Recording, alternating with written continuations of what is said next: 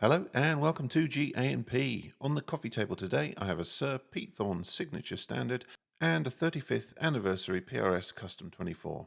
And in this video I'm going to do a shootout comparison between these two amazing guitars. Both guitars are US made, so this is going to be East Coast versus West Coast. Before we get started, leave a comment and let me know which you prefer and why. In my opinion, the thing that makes these two companies successful is the men behind them.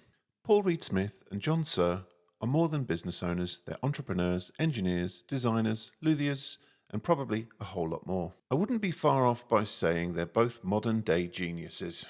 They're up there with Leo Fender and Ted McCarthy, whose innovations shaped a generation of players and changed the guitar industry.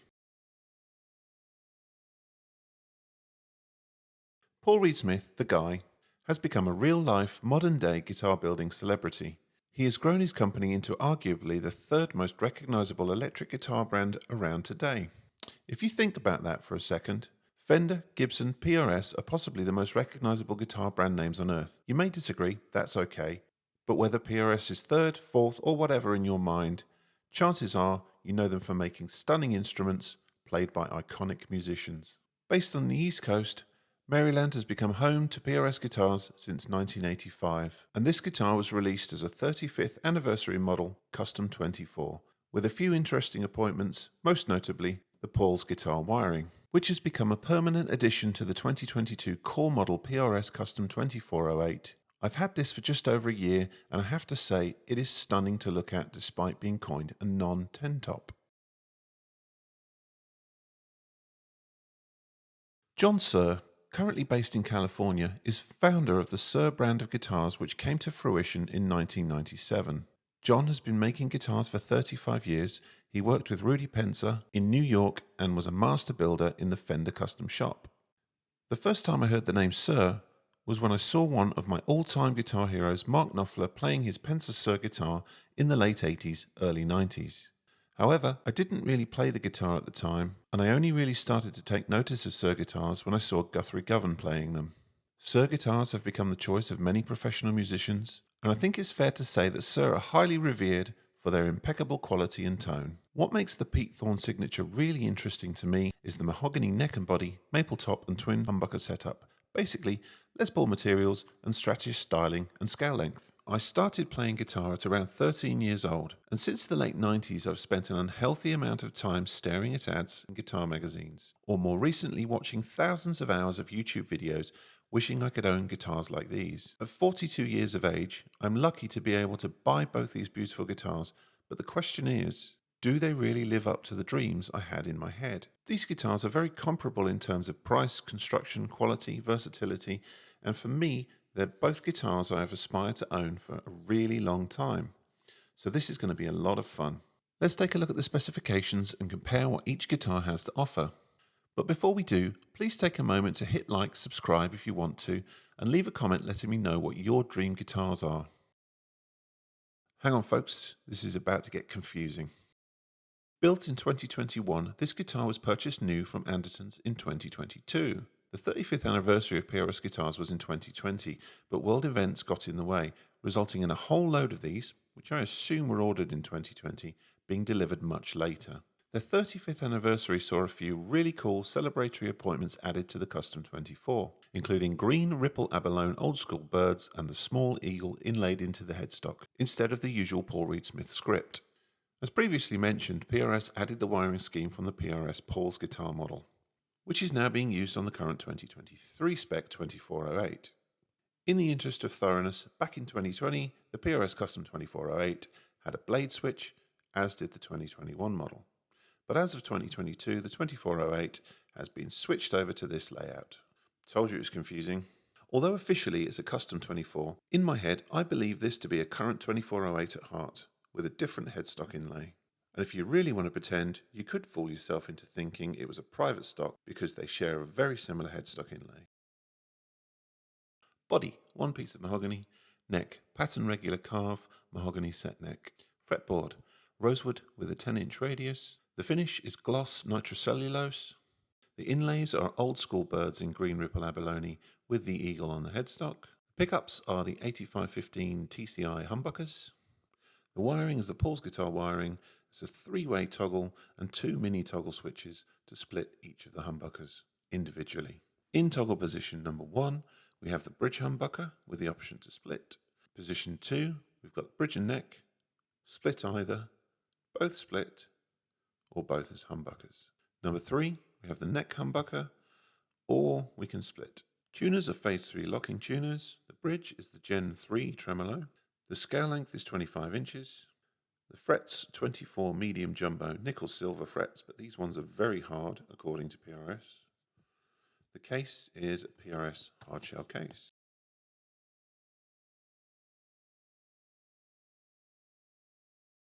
You don't need me to tell you who Pete Thorn is, so I'm not going to. Released in 2017, the Pete Thorn Standard is something a bit special. The thing that I love about this guitar is that it's a Stratish guitar made with Les Paulish materials. Although there are other similar style guitars out there, the Ibanez MM1 for example, this particular Suhr is kind of understated in terms of aesthetics, but packed full of high performance features. It has everything I want in a single guitar and fulfills my dreams of owning a Suhr without the highly figured maple tops found on a lot of Suhr moderns. I know it's a massive contradiction as the PRS has a figured top, but I prefer an opaque finish like the ocean turquoise metallic here, unless it's on a carved top like a PRS Custom or indeed a Suhr carved top standard like the old Pensa Suhr guitars. Perhaps it's because the traditional violin style carve shows off the chatoyance more than a flat top. Incidentally, I have a Les Paul and a Stratocaster, so let me know if you'd like to see a 3 or even 4 guitar comparison video in the comments below, and if I get enough requests, I'll make the video. The body is 2-piece mahogany. The neck has an even C-slim carved, it's a mahogany neck, and it's a bolt-on. The fingerboard is rosewood, 10 to 14 inch compound radius. Finish is an ultra-thin urethane, gloss body, and satin neck. Inlays, mother of pearl. The wiring consists of a 5-way blade switch and a phase reversal tone pot for the bridge pickup. Position 1 equals the bridge humbucker, and 1 with the tone pot up is the bridge humbucker with a reversed phase. Position 2 splits both the inside coils. Position 3 is both humbuckers. Position 4 is the neck humbucker. Position 5 is actually the split neck single coil. The tuners are Suhr locking tuners. The bridge is the Wilkinson WVS 130. Scale length is 25.5 inches. The frets is 22 jumbo stainless steel. The case is a G&G hardshell case. In order to give you some kind of comparison, I'm going to play the 2 guitars back to back using the equivalent pickup position. Remember that the Suhr is wired differently to the PRS, so I'll be using the most similar sounds for each section, which I've labelled in the clips. To keep things simple, I'm using my Kemper with 2 different profiles, a clean Fender amp and a dirty Marshall.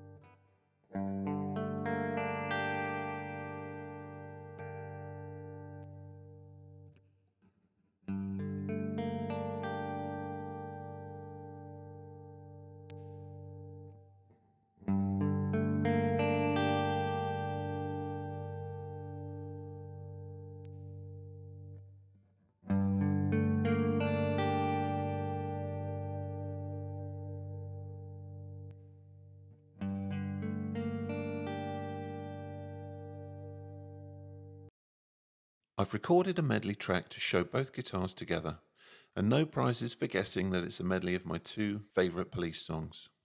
I've programmed the drums on Easy Drummer, and my bass is a Cort A4. I'm not worried about copyright strikes or any of that stuff, but please like and subscribe if you've enjoyed watching so far. Click the bell and please share the video to help get it out there. Also, I enjoy interacting with my audience, so go ahead and leave me a comment. I answer all of them as quickly as I can. There's no remuneration other than views and likes, so I hope you get some enjoyment out of watching them.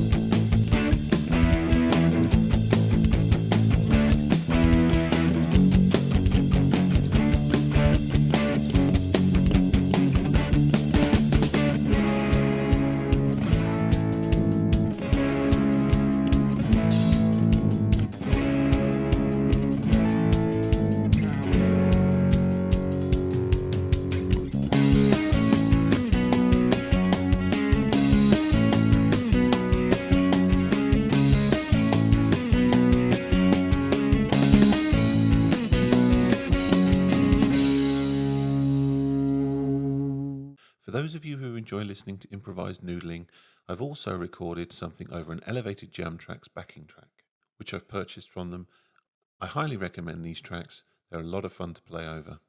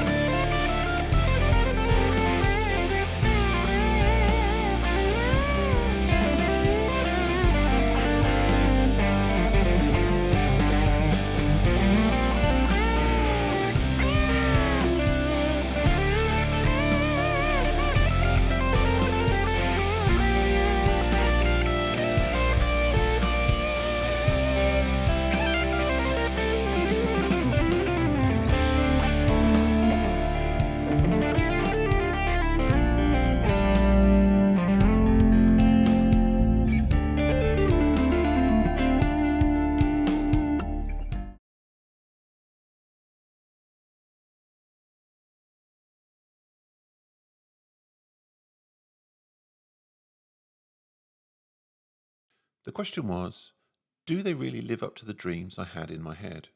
The answer is yes, obviously. I've spent the last 10 minutes gushing over them like a pubescent schoolboy with a Ferrari poster on his wall. What you get when you buy from PRS and Suhr is the kind of attention to detail that makes a good guitar really great. The materials used are selected for their suitability to become great instruments. they're dried properly, and they're put together with care by teams of highly skilled luthiers who do their jobs to the best of their ability. If you want to know my opinion on what makes a great guitar, it's the quality of materials, the time spent prepping and making the guitars, and the care and attention to detail that is obvious when you open the case, and more obvious when you play the guitar. Great guitars ring and sustain in a different way to most of the inexpensive guitars that I've tried. They play and feel effortless in your hands, and when hours have passed by without you noticing, you have a great guitar in your hands. That doesn't mean to say that all expensive guitars are great and all inexpensive guitars are not great. That would be a nonsensical thing to say. The difference is, higher priced guitars are far more likely to be better because the builder has spent the time and care required to turn raw wood and its other parts into a musical instrument. Having had the PRS for a year, I can say with absolute certainty it never, ever goes out of tune. I had a PRS Studio 22 some years ago which went out when I used the trem, but would return to pitch if I pulled up on the bar quickly, and a CE22 from around 2004, which had perfect tuning stability. So I think that PRS core models are generally safe, as long as they are properly set up. If the bridge isn't perfectly balanced, then you might have issues, otherwise you shouldn't have to worry. This is my first Suhr, so I don't have that kind of experience, but I can say the Suhr was in tune when I opened the case for the first time, and I've tuned it once since then, just to check, and it's 100% stable. It has a very slight ping from the nut, which I'll sort out at some point. It's not affecting the guitar in any way though, so I'm really not bothered about it. At this point, I want to add that I've owned far too many guitars in my lifetime, and the one thing that will cause me to sell a guitar almost immediately is tuning problems. I've had PRS SE Customs and SE Tremontis with trems that had issues and SEs that were fine. So all that I can conclude from my experience is that build quality and setup make all the difference, and the cost of the guitar doesn't determine whether that is assured. So I'm trying to figure out whether anything I say here will give you a definitive answer to which is the better guitar. If I had to choose one and sell the other, I'd be really torn. The PRS is the more visually attractive guitar to me, and the Suhr is more comfortable to play because of its S-style shape and contours. The Custom has a more versatile switching system, however it's a bit of a faff to use every option, whereas the Suhr has a simple blade switch, which I generally prefer. The PRS has a very even volume balance between the humbucker and single core settings, whereas the Suhr has more volume loss when the single cores are active, although that could be a real benefit when cleaning up a dirty amp, as the lower output single core settings will naturally reduce the amount of gain from the input section of your amplifier. Both of these guitars are lightweight, although the Suhr has a chambered body and will never really know how heavy it would have been without that. I will say that whilst looking for Suhr S and T-type guitars online, they always seem to be over £8, and I don't think I've ever seen one any lighter than that. Just to emphasise my preferences, my Les Paul weighs 8.2 pounds, and that is a new JC era non-chambered Les Paul standard from 2022. I would forever be comparing a heavier Suhr to that Les Paul, and I think that would bother me. That is all subjective though, and in terms of tones, build quality, playability and versatility, they're both excellent, and so they should be for that amount of money. Buying these guitars new is a crapshoot. It's like buying a new car. The second you drive it off the forecourt, you lose £1,000. So if you can, find yourselves a mint condition used one and let someone else take that hit. However, if you're lucky enough to be in a position where that's less of a concern, then I recommend both guitars as investment level purchases. I plan to pass these down to my kids so they can sell them and waste the money on whatever worthless digital crap they want to buy with the proceeds. As a consumer, I'm nervous about spending this much on a guitar, but let's face it, they're never going to get any cheaper than they are right now. And if you see this video after 2024, leave a comment saying how much they cost at that time. It might be interesting for anyone watching. I have to say, I think the guitar market has gone fucking insane since COVID, and I hope the big US companies Fender, Gibson, PRS, Suhr, etc. pass on some of the profits to their employees as a thank you for all the crazy shit they've had to deal with in the last 3 years. So in conclusion, both guitars are really good in every way a guitar needs to be. I will say that the PRS might be better suited to studio players and the Suhr might be slightly better for playing live, but both will excel in either situation. As a final note, PRS make just about every part of the Custom 24 themselves, whereas Suhr are using a Wilkerson bridge on the guitar and are known for using the Goto 510 on others in their lineup. I only mention this because it may suggest to some that PRS guitars have put more time into designing every element of their core model, and Suhr have opted to utilise an aftermarket part. But for me, that has absolutely no bearing on the quality of Suhr guitars, as Goto and Wilkinson make excellent products.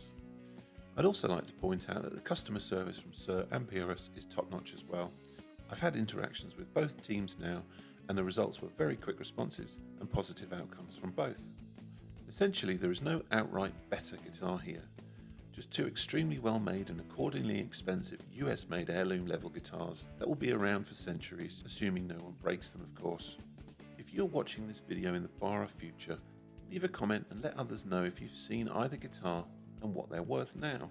Perhaps they're as expensive as an original 1959 Gibson Les Paul is in 2023, who knows? Thanks for watching, please hit like, subscribe and ring the notification bell for future videos, and leave me a comment below, even if you want to bitch about something.